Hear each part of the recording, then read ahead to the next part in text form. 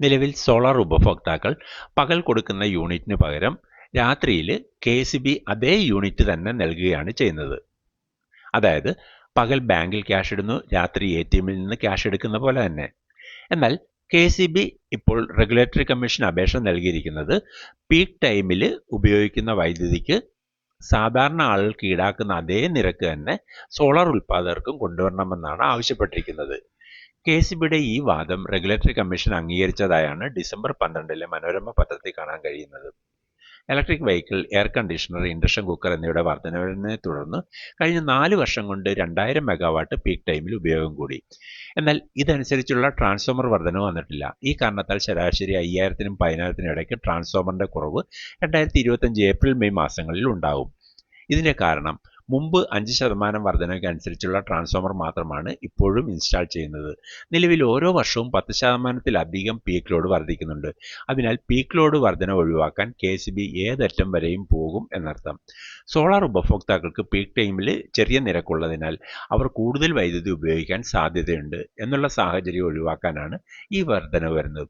അതിനാൽ പകൽ കൊടുക്കുന്ന വൈദ്യുതിക്ക് പകരം ഉള്ള വൈദ്യുതി രാത്രിയിൽ തരാൻ സാധ്യതയില്ല എന്നർത്ഥം. 2025 ഏപ്രിൽ മെയ് മാസങ്ങളിൽ പീക്ക് ടൈമിൽ വലിയ വൈദ്യുതി ഷോർട്ടേജ് ഉള്ളതിനാൽ ഉപയോഗം കുറയ്ക്കാൻ ഈ മാർഗം തീരുമാനിക്കുമെന്നുള്ളതിന് സാധ്യത വളരെ കൂടുതലാണ്. അതുമാത്രമല്ല, ഇലക്ട്രിക് വെഹിക്കിൾ പീക്ക് ടൈമിൽ ചാർജ് ചെയ്യുന്നതിനാൽ ഉപയോഗം വർദ്ധിക്കും. അത് ഒഴിവാക്കുന്നതിന് വേണ്ടിയും ഈ രീതി നടപ്പിലാക്കാൻ സാധ്യതയുണ്ട്. കാരണം ഇലക്ട്രിക്കൽ വെഹിക്കിൾ എടുക്കുന്നവർ സോളാർ സ്ഥാപിക്കും, സോളാർ സ്ഥാപിച്ചവർ ഇലക്ട്രിക്കൽ വെഹിക്കിൾ എടുക്കും. ഇതിന് രണ്ടിനും ലോൺ കിട്ടുന്നതിനാൽ സൗജന്യമായാണ് അവർ ഇൻസ്റ്റാൾ ചെയ്യുന്നത്. Current charge, petrol charge, gas charge കൊണ്ട് അവരുടെ ലോൺ അടയ്ക്കുകയാണ് ഇപ്പോൾ സാധാരണ എല്ലാവരും ചെയ്യുന്നത്. അത് വലിയ രീതിയിൽ വർദ്ധിച്ചു വരും. എന്താണ് പരിഹാരം? നിലവിൽ ഓൺ ഗ്രിഡ് സോളാർ ഉപയോഗിക്കുന്ന ആളുകൾ ഹൈബ്രിഡ് സോളാറിലേക്ക് മാറുക. ഇതുകൊണ്ട് 2 ഗുണമുണ്ട്. വരാനിരിക്കുന്ന ഏപ്രിൽ മെയ് മാസങ്ങളിൽ മിക്ക സ്ഥലങ്ങളിലും വോൾട്ടേജ് കുറവായിരിക്കും. വോൾട്ടേജ് കുറവുള്ള സ്ഥലങ്ങളിൽ എയർ കണ്ടീഷൻ പ്രവർത്തിക്കുകയാണെങ്കിൽ അത് കംപ്ലൈൻ്റ് ആകാനുള്ള സാധ്യത കൂടുതലാണ്. പല സ്ഥലങ്ങളിലും വോൾട്ടേജ് കുറവ് മൂലം അത് പ്രവർത്തിക്കില്ല. അതുകൊണ്ട് ഹൈബ്രിഡ് സോളാർ ആയിരിക്കും ഏറ്റവും നല്ലത്. സോളാർ വെക്കാൻ ആഗ്രഹിക്കുന്നവർ ഹൈബ്രിഡ് ഇൻവെർട്ടർ വെച്ച് ഇൻസ്റ്റാൾ ചെയ്യുക. ഇതിനുശേഷം മാർച്ച്, ഏപ്രിൽ, മെയ് മാസങ്ങളിൽ ലിഥിയം ബാറ്ററിയോ ലെഡ് ആസിഡ് ബാറ്ററിയോ വാങ്ങിച്ചിട്ട് അതിലേക്ക് ഇൻസ്റ്റാൾ ചെയ്താലും മതിയാവും. കേരളത്തിൽ വൈദ്യുതി വിലയ്ക്ക് വാങ്ങിയാലും വിതരണം ചെയ്യാനാവാത്ത അവസ്ഥയാണ് നിലവിലുള്ളത്. കാരണം ട്രാൻസ്ഫോമർ കുറവായതിനാൽ വിതരണം ചെയ്യാൻ സാധ്യമല്ല. അതുപോലെ ഓരോ വർഷവും ഇലക്ട്രിക്കൽ വെഹിക്കിളും എയർ കണ്ടീഷനും വർദ്ധിക്കുന്നതിനാൽ ഉപയോഗം കൂടുകയും അതുപോലെ ഉൽപ്പാദനം കുറയുകയും ചെയ്യും.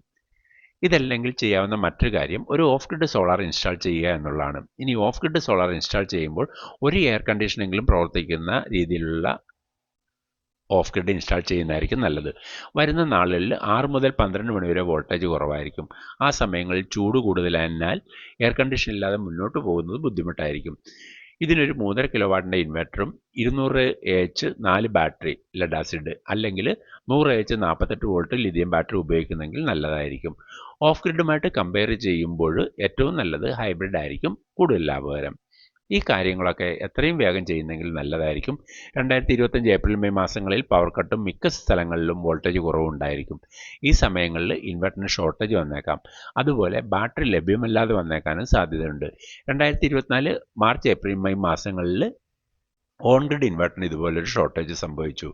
വൈദ്യുതി ഒഴിച്ചുകൂടാനാവാത്തതിനാൽ ഇനി ക്ഷാമം വരാൻ പോകുന്നത് ഓഫ് ഗ്രിഡ് ഹൈബ്രിഡ് ഇൻവെർട്ടറുകൾക്കും ബാറ്ററികളായിരിക്കും ക്ഷാമം വരാൻ സാധ്യതയുള്ളത്. നിങ്ങൾക്ക് ഈ വീഡിയോ ലഭിക്കുന്നത് സോളാർ ടെക് ട്രെയിനിങ് അക്കാഡമിയിൽ നിന്നാണ്. ഈ ഇൻസ്റ്റിറ്റ്യൂട്ട് സോളാറിന് പരിശീലനം കൊടുക്കുന്നു, സോളാറിന് കൺസൾട്ടൻസിയും കൊടുക്കുന്നു. ഇത്രയും സമയം ഈ വീഡിയോ ശ്രദ്ധിച്ച നിങ്ങൾക്ക് ഓരോരുത്തർക്കും നന്ദി പറയുന്നു.